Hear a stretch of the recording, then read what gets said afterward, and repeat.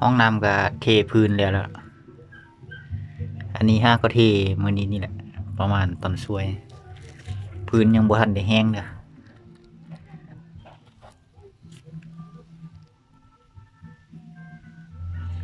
ส่วนฟ้าก็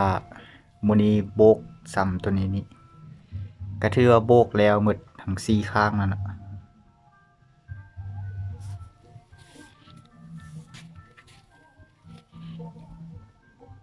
โบกแล้วมาละ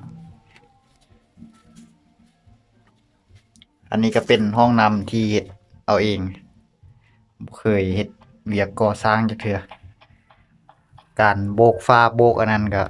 อาจจะบ่เรียบงามก็ยามันน่ะมันเน้นใส่งาน อันนี้ก็โบกเพื่อบ่ให้ดินบล็อกมันแตกมันหัก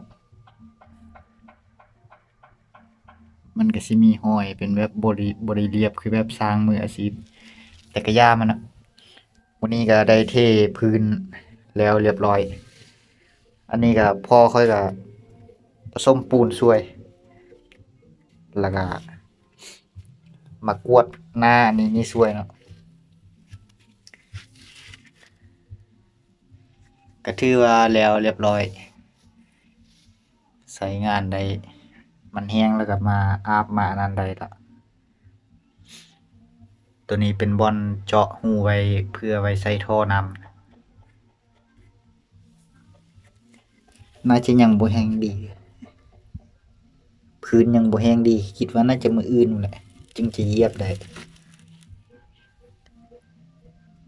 พื้นมันยังมาดๆอยู่เดี๋ยวค่อยสิ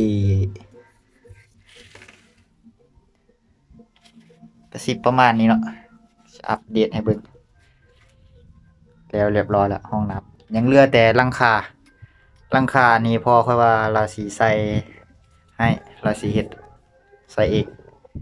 แต่ที่จริงคันเราบ่ใส่เดี๋ยวค่อยก็สิใส่เองอยู่ดีในอาในอาทิตย์หน้าค่อยก็สิมาเทปรับ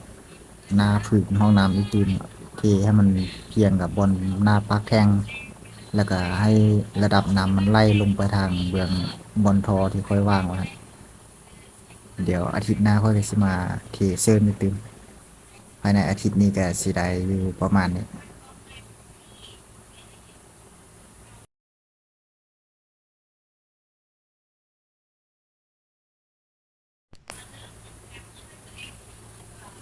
อันนี้ก็เป็นพื้นที่ค่อยได้เทปรับทางหน้ามันอีกทีแล้วเนาะก็เทบนขอบวงประตูนี้แล้วก็เทปรับหน้าพื้นห้องน้ำอีกทีก็ถือว่าแล้วเรียบร้อยแล้วมามื้อนี้ก็มาวางท่อ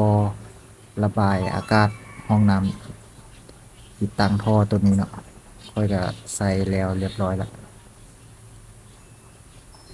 แล้วก็ปรับหน้าพื้นมันอีกทีให้น้ำมันไหลลงไปทางบนท่อที่ค่อยวางแล้ว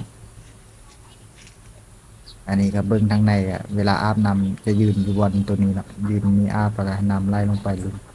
ก็ถือว่าสิแล้วพอทำนี้แหละห้องน้ำ